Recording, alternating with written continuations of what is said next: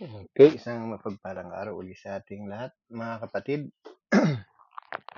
Ito po ang Kohelet Ministry na muling maghahatid sa atin ng salita ng Diyos. So, remember na meron tayong pinag-uusapan regarding sa paano ba tayo tinutubos ng ating Panginoon. Ano ba yung solusyon ng Diyos sa ating mga kasalanan? So, last meeting, pag-usapan natin ang kamatayan ng Panginoon.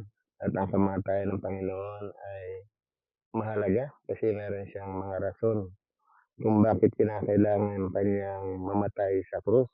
Unang dahilan niya, dahil inibig niya tayo. Hindi natin kaya kasing iligtas yung ating sarili. Kaya nga ang Panginoon ang siyang gumanap ng penalty ng ating kasalanan. At sa pamagitan ng pag-ibig niya na yan sa atin, talagang inihay ng Diyos, ng Panginoon ang kanyang buhay sa atin nung tayo ay makasalanan pa. So, hindi natin kayang iligtas ang ating sarili sa kapamakan, higit sa parusa, o magkaroon tayo ng buhay na walang hanggan. Kaya yung ginawa ng Panginoon sa krus at nung siya ay namatay, talagang napakahalaga nito sa mga taong mananampalataya, sa mga taong higit sa lahat ng tao. Kasi ang mga tao naman talagang minahal ito ng Diyos at kaya kamatayan ay para sa ating lahat.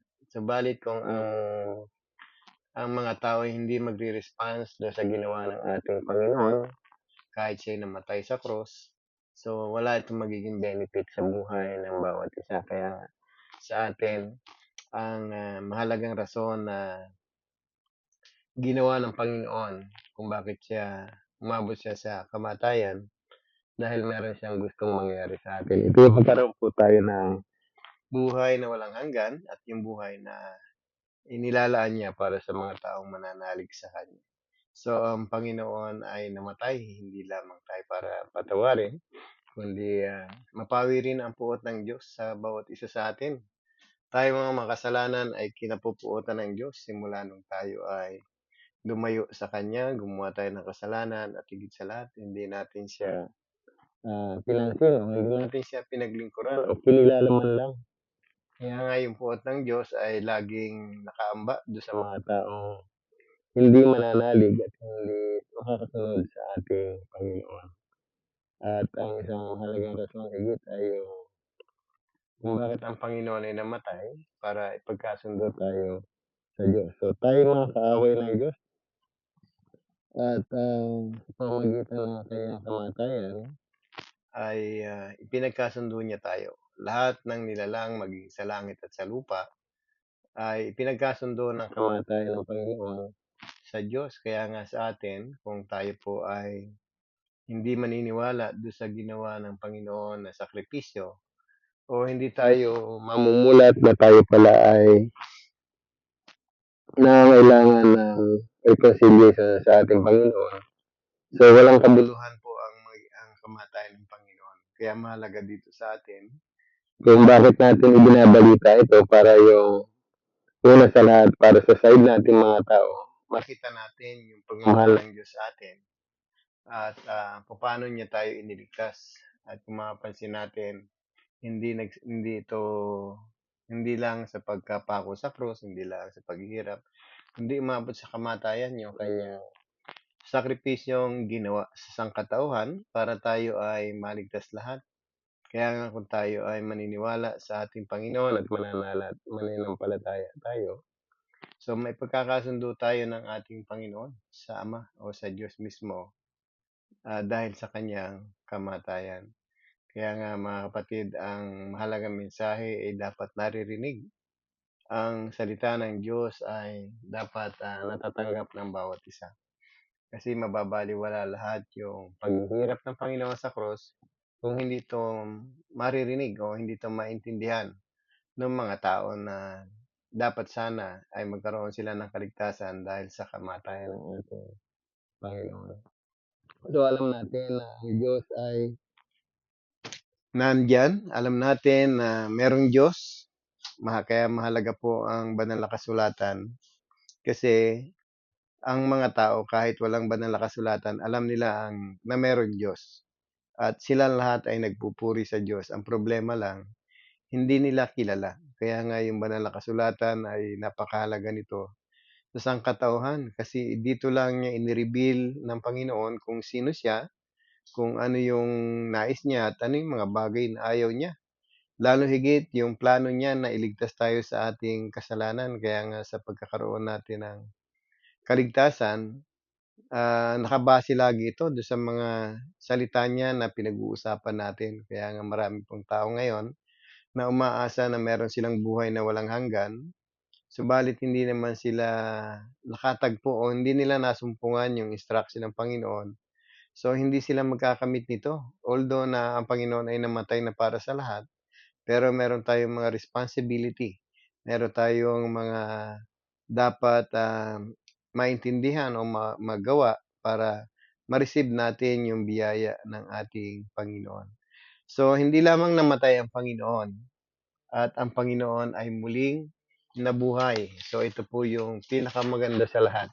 Ang pagliligtas ng Panginoon ay hindi lang umabot sa kanyang kamatayan, kundi binigyan tayo ng assurance sa muling pagkabuhay na tayong lahat na mananalig sa Panginoon na sa kanyang kamatayan ay tayo ay namatay sa ating mga kasalanan at sa pamamagitan din ng kanyang muling pagkabuhay, tayo man ay mabuhay din tulad ng kanyang pagkabuhay. Kaya nga sabi rito sa Romans chapter 6, sabi rito, verse 3, umpisahan ko sa 3 hanggang 6, sabi rito, hindi ba ninyo nalalaman na tayong lahat na nabautismohan kay Kristo Jesus ay nabautismohan sa kanyang kamatayan? Sa makatuwid tayo'y namatay at nalibing kasama niya sa pamamagitan ng bautismo, upang kung papaano muling binuhay si Kristo sa pamamagitan ng kanyang dakilang kapangyarihan ng Ama, tayo naman mabuhay ng isang bagong pamumuhay. Sapagkat kung nakaisa tayo ni Kristo sa isang kamatayan tulad ng kanyang kamatayan, tiyak na makakaisa niya tayo sa isang muling pagkabuhay tulad ng kanyang pagkabuhay. Alam natin na ang dati nating pagkatao ipinakong kasama niya upang mamatay sa makasalanang katawan at nang hindi na tayo maalipin pa ng kasalanan. So kung titingnan natin, mayroong bagong pagkabuhay. Si Kristo ay nabuhay. So ang ating Panginoon ay hindi nanatili sa libingan upang hindi natin matanggap yung victory. Kasi ang resurrection ng Panginoon, yung pagkabuhay niya, ay katagumpayan niya. At ang victory over doon sa mga kalaban niya, which is ito yung si Satan. Kaya nga sa buhay ng sangkatauhan, nakikita natin tayo po ay napaliligiran ng mga gawa ni Satan upang tayo ay magkasala at mamatay tayo espiritual. At ang lahat ng taong maimpluwensyahan niya, gusto lang patay sa harap ng ating Panginoon. So, ang muling pagkabuhay ng Panginoon ay kasiguruhan na meron tayong muling panibagong buhay. So, tayo nananalig sa ating Panginoon, naniniwala tayo na yung ibibigay sa ating buhay ay buhay na walang hanggan. So, alam din natin na ang Panginoon ay merong dakilang layunin sa kanyang muling pagkabuhay. Ito yung maghari siya sa sanlibutan. Siya yung maghari sa mga taong nilikha niya. Kaya nga yung intention ng Panginoon, mangyayari yon sa bawat isa sa atin sa kanyang muling pagkabuhay. Kaya nga napakahalaga na napag-aralan natin na si Jesus ay namatay dahil inibig niya tayo, dahil hindi natin kayang iligtas ang ating buhay para matubos tayo sa kasalanan, para mapawalang sala, mapawi ang puot ng Diyos at mapagkasundo tayo sa Diyos. Imagine niyo yung purpose ng Panginoon. Kung ang Panginoon ay hindi nabuhay, itong mga intention niya sa kanyang pagkamatay, hindi po lahat mangyayari itong mga bagay na ito.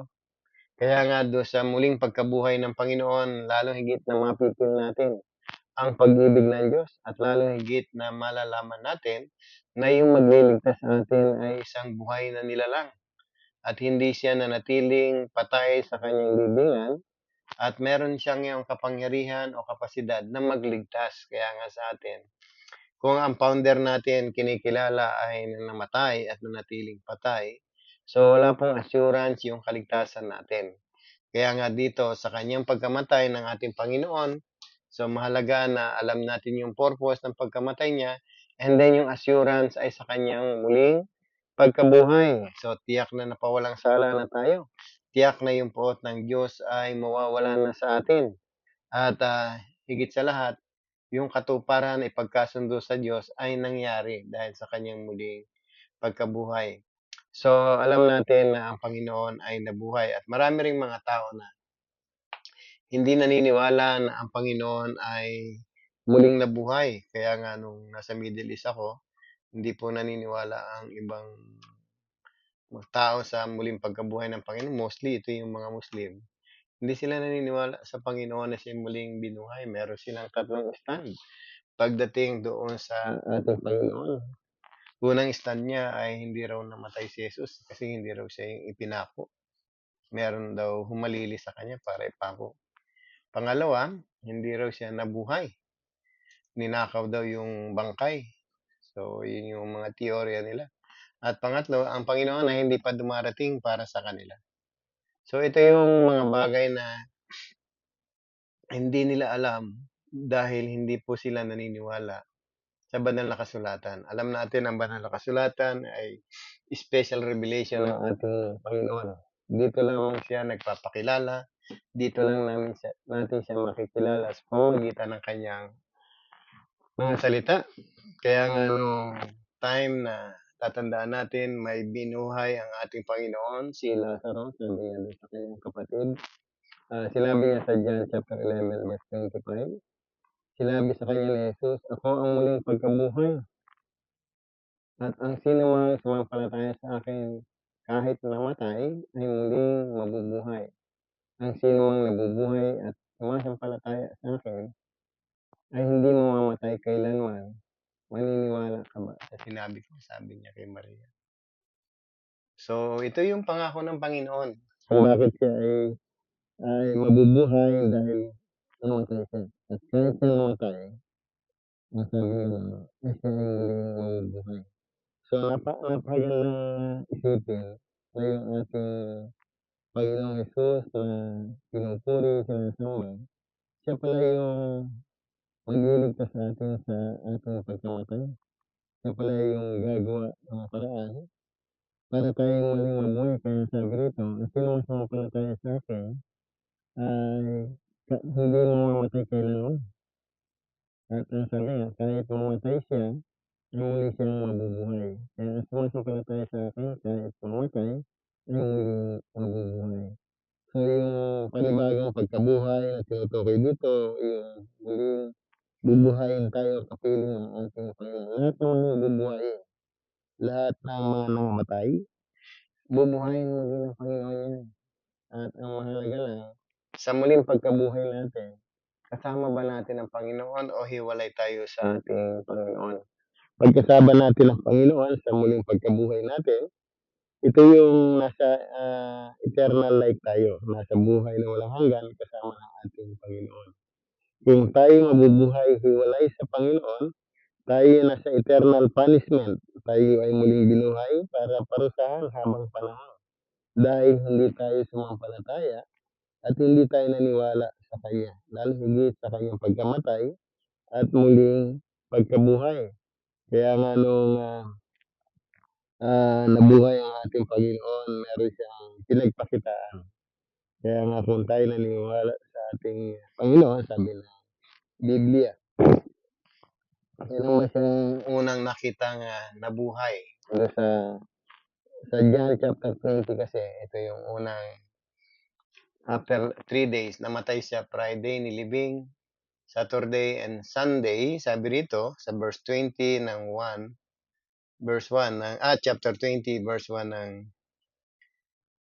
ng John. Sabi rito, madilim pa ang araw ng linggo, naroon na si Maria Magdalena sa libingan.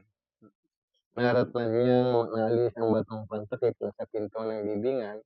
At dahil dito patakoy siya pumunta kay Simon Pedro at sa alagad na mahal ni Jesus at sinabi sa kanila, kinuha sa libing mo ang Panginoon at hindi namin alam kung saan dinala.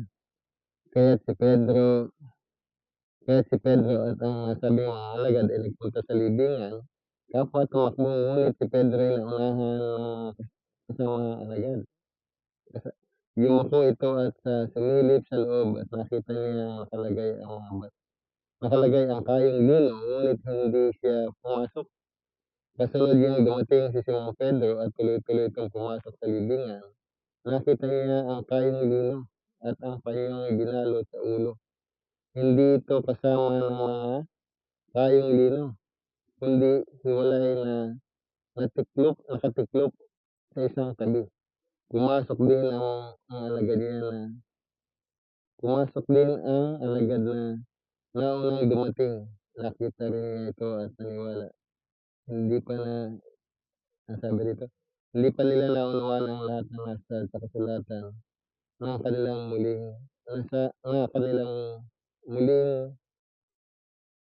kanilang muling mabuhay si Jesus at umuwi ang mga alagad. Sinabi ni Maria, sabi rito, kung titingnan natin dito, hindi napansin o walang nadatnang bangkay ang mga alagad. At sa unang pagkakataon, sabi nga, nung nakita ni Maria na bukas ang pinto, tumakbo siya pabalik upang sabihin sa mga alagad. Ngunit yung mga alagad kasama ni Simon Pedro ay tiningnan yung kulungan. At yung unang alagad ay hindi agad pumasok, sumilip lang. Pero nung si Pedro na dumating, dire-diretso siya. Tiningnan niya talaga yung pinaglibingan sa ating Panginoon at hindi nila nakita yung bangkay. Ang nandoon lang ay yung kayong lino yung ibinalot sa kanya at yung panyo na nakatiklop, sabi. Kaya maraming mga theory dito na bakit nakatiklop daw yung panyo na ipinatong sa ulo ng Panginoon. So kung bibigyan natin yung teorya na ang Panginoon ay ninakaw, hindi na yun para tiklopin yung kanyang yung panyo na ibinalot sa kanyang ulo. So mapapansin natin dito na ang Panginoon ay wala sa kanyang libingan. At isang umaga, sabi nga dito, doon sa John chapter 20, verse 16, sabi rito, 15, umpisa ko sa 15. Tinanong siya ni Jesus, bakit ka umiyak? Si Maria Magdalena, itong kausap niya rito. Sino ang hinahanap mo? Akala ni Maria ay siya ang tagapag-alaga ng halamanan, kaya't sinabi sa kanya, Ginoo, kung kayo po ang kumuha sa kanya, ituro niyo po sa akin kung saan na siya dinala at kukunin ko. Sa verse 16, Maria, sabi ni Jesus. Humarap siya at sa kanyang sinabi, Rabboni, ang ibig sabihin nito ay guro. Huwag mo akong hawakan sapagkat hindi pa ako nakakapunta sa Ama. Wika ni Jesus, sa halip, pumunta ka sa aking mga kapatid at sabihin mong aakyat ako sa aking Ama at sa inyong Ama at sa aking Diyos na inyong Diyos. Kung titingnan natin dito, unang pinagpakitaan ng ating Panginoon ay walang iba kundi si Maria Magdalena. At kung titingnan natin, kinausap siya ng ating Panginoon. So, indikasyon na nagpapatunay na ang Panginoon po ay hindi ninakaw, hindi yung mga haka-haka ng iba. Kasi nakilala ni Maria na ito yung kanilang guro, yung word na Rabboni, na ibig sabihin ay guro. Alam naman natin na sila Maria, maraming Maria kasi na nakapaligid sa Panginoon that time nung siya ay nagtuturo. Pero hindi lang po lang sila naka-highlight doon sa mga event. Kaya nga dito mapapansin natin, kilala ni Mary si Jesus that time after na siya inuling na buhay. At tinawag pa niya itong guro. At ang sinabi ng Panginoon na huwag mo muna pahawakan sapagkat di pa nakapunta sa Ama. Nung siya namatay, ang intention niya bumalik sa Ama. Pero that time, nag-spend pa siya ng 40 minutes o 40 days dito sa lupa para sa mga detalye pa ng ibang misyon ng mga alagad para matanggap nila yung instruction ng ating Panginoon. At kasama nga rin yung details tungkol sa paghayo at gawing alagad ng Panginoon ang lahat ng bansa. kung tayo po ay naniniwala sa kamatayan ng Panginoon, mas lalong higit nating paniwalaan na siya'y muling nabuhay. Kasi meron pong nakakita sa kanya at napakita siya sa King Maria na siyang alagad ng ating Panginoon. At doon sa chapter 21, verse 20, nagpakita rin siya sa mga alagad. At higit sa lahat, nagpakita rin siya kay Thomas. Doon sa verse 20 kasi sabi rito, pagkasabi nito, ipinakita niya ang kanyang kamay at ang kanyang tagiliran. Tuwang-tuwa ang mga alagad nung makita nila ang Panginoon. So, after ni Mary, nagpakita siya sa mga alagad ng ating Panginoon. At wala doon si Thomas that time, kaya nga nang muling nagpakita ang Panginoon, ay ipinasalat ng Panginoon yung kanyang tagiliran, ang butas ng kanyang kamay kay Thomas. Kaya pagkalipas ng isang linggo, yung unang pagkapakita niya, ay nakalipas ng isang linggo, sabi rito ng Panginoon, pagkalipas ng isang linggo, muling nagkatipon sa loob ng bahay ang mga alagad at kasama nila si Tomas. Nakasara ang mga pinto, ngunit pumasok si Jesus at tumayo sa kalagitnaan nila at sinabi, "Sumayin niyo ang kapayapaan." At sinabi niya kay Tomas, "Ilagay mo ang iyong daliri dito sa aking tagiliran.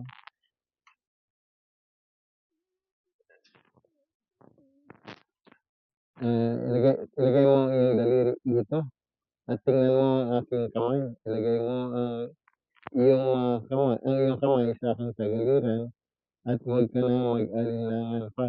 Halip ay maniwala ka." So kung titingnan natin dito, ay nagpatotoo ang Panginoon. Talagang kahit ikaw ay hindi niniwala, katulad ni Tomas, kasi yung unang pagpapakita ng Panginoon sa mga alagad, hindi talaga kasama si Tomas. Pero kung bakit nagpakita siya kay Tomas, kasi kilala natin at binasagan ng marami, si Thomas daw ay the doubter. Siya yung laging hindi may pag-aalinlangan. Siya yung apostol na pag hindi mo nakita, hindi ako naniniwala. Kaya dito napakita ang ating Panginoon kay Tomas at itinulog niya yung kanyang daliri na ang Panginoon ay may butas sa tagiliran, kaya may butas sa kamay. Kaya ipasok mo ang iyong kamay sa butas ng ating tagiliran. So nakita natin mayroong magpatotoo na si Jesus ay muling nabuhay. At sa ikatlong pagkakataon, sabi nga, nagpakita siya. Pagkatapos ng ito, muling nagpakita si Jesus sa mga alagad sa tabi ng lawa ng Tiberias. Ganito ang nangyari. Magkakasama sila Simon Pedro, Tomas at tinatawag ang Kambal na taga-Kana sa Galilea at panganak ko sa Galilea at dalawa pang alagad. Lumapit si Jesus at kinuha niya ang tinapay at ibinigay sa kanila. Ganun din ang dalawang isda. Kinuha niya sa isda. Ito ang ikatlong pagpapakita ni Jesus sa mga alagad at pagkatapos niya yung muling nabuhay. So ang Panginoon ay maraming pagkakataon na nagpakita siya. At maraming pagkakataon na pinatunayan niya siya ay totoo sa kanyang mga sinasabi na siya ay muling mabubuhay. Kaya nga kung tayo po ay nakakita ngayon ng proof na ang Panginoon ay muling nabuhay, so maniwala din tayo na tayo muling bubuhay sa huling araw. Kaya kung meron tayong dahilan para makita natin yung evidence na ang Panginoon ay talagang hindi siya ordinaryong tao at meron siyang kapangyarihang mabuhay muli at makapagsalita pa sa atin. Ito yung evidence na tayo po ay nasa tamang pananampalataya. Kilala natin kasi yung sasampalatayan natin. Kaya nga sa mga taong hindi naniniwala sa Panginoon, so ang kulang sa kanila po ay mga impormasyon patungkol sa ating Panginoon. Kaya nga po ang intention ng Panginoon sa kanyang kamatayan ay napakaganda. Mas higit na maganda po yung intention niya doon sa kanyang naging pagkabuhay. Kasi lahat ng pangako niya nang siya'y bago mamatay ay may katotohanan. Merong pagkakataon hindi siya piniwalang magkaroon, kaya siya sa ikatlong araw siya ay muling mabubuhay.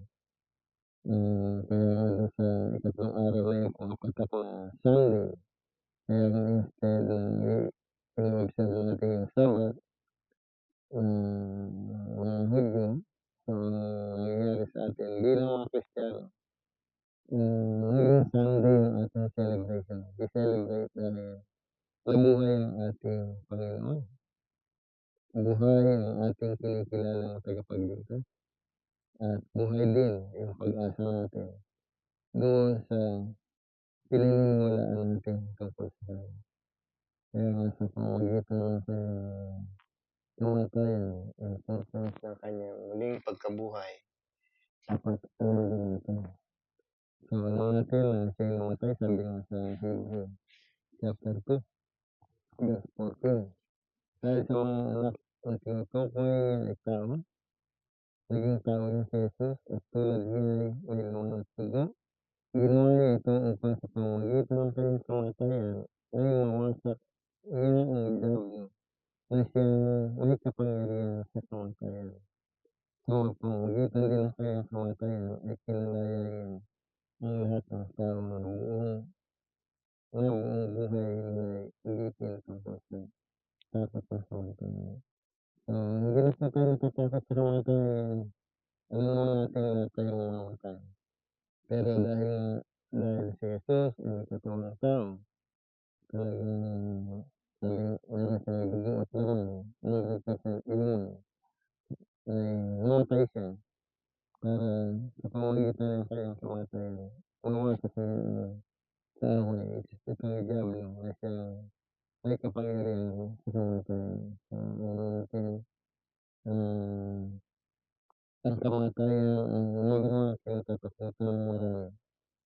Ang kamatayan ang siyang nagbibigay sa atin ng binabati kaya tayo naiiwan ng mga sa buhay. Ito rin ang kinatatakutan ng marami. Kaya nga sa atin, ang kamatayan ba ay kinatatakutan natin sa mga panahon ito. Kung tayo natatakot sa kamatayan, hindi pa tayo naniniwala doon sa ginawa ng Panginoon sa pamamagitan ng kanyang kamatayan. Tayo ay magkakaroon ng buhay na naging wala sa kanya. So alam natin ang resurrection ay kasama sa plano ng Diyos para maligtas tayo ulit. Ang resurrection, ang kaganapan, ang kasiguruhan, at ang katibayan na tayo muling bubuhay ng Panginoon pagdating ng matapulang panahon. Ito yung katibayan na kanyang pangako ay totoo. Ito yung katibayan na hindi siya mananatiling patay, hindi tayo mananatiling patay, at hindi tayo mananatiling alipin ng kasalanan. Dahil sa muling pagkabuhay ng Panginoon, tayo ay nagkakaroon din ng panibagong buhay. So, mga kapatid, nakita natin, napakahalaga po ng pagkabuhay ng ating Panginoon. Wala akong nakitang ibang pinananagigan ng mga malalaking religious group na yung founder nila ay matapos mamatay, hindi na maging kaya doon sa mga naniniwala doon sa hindi sa Panginoon. Tingnan niyo hindi niyo kanilang pinananagigan ng ating naman. Pero ang nagigihan ng Panginoon ay natagpuan mo naman dahil siya ay muling nabuhay. Kaya nga tayo, nagpupuri tayo sa Panginoon every Sunday dahil alam natin na ang Diyos po ay nabuhay. Ang Panginoon ay nabuhay. So ang Diyos ay hindi namamatay. Ang Panginoon po, Jesus ang namatay. Kaya nga sa atin, kung tayo pinaniniwala sa ating Panginoon, na siya yung muling ginawa ng Diyos, anong sabi niya kay Maria? Naniniwala ka ba dito? Para sa'kin maniwala po tayo sa ating Panginoon. So, makita natin, so natapos po yung pagliligtas ng Panginoon, natapos yung ginawa niyang solusyon sa kasalanan. Ang natatandaan natin, mga previous lesson natin, ang solusyon ng Diyos sa kasalanan ay una ay pag-ibig. Minahal tayo ng Diyos kung bakit tayo binigyan ng solusyon sa ating kasalanan. Pangalawa, binigay niya sa atin ang kanyang bugtong na anak at pinangalanan natin yan ang Jesus. So, ang Panginoong Jesus ay naghirap sa krus sa mga kamay ng mga taong lumapastangan sa kanya. Alam din natin na ang Panginoon ay namatay. And then, ang Panginoon ay muling nabuhay. Kaya nga yung solusyon ng Diyos sa ating kasalanan, bayad ng lahat. So, sa next meeting, pag-usapan natin. Although na ang salvation ay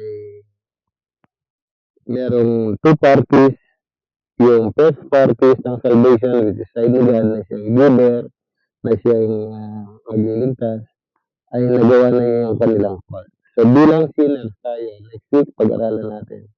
Ano ba yung response natin sa ating Diyos na nagbigay sa atin ng pagkakataong maligtas? So, tandaan natin, meron tayong mga responsibility. Ito pa yung pag-uusapan natin sa susunod na meeting. So, muli, ating lahat na nakinig namin ito ulit si mensahe ito na may pagpalain kayo ng Panginoon. At higit sa lahat, ay maluwalhati natin siya every time na tayo nakikinig ng kanyang salita. Tayo po ay nagbibigay ng kaluwalhatian sa ating Panginoon. Lalo higit kapag itinuturo na natin yung kanyang salita. Pagpalain po tayong lahat sa muli nating pagkita-kita. God bless po.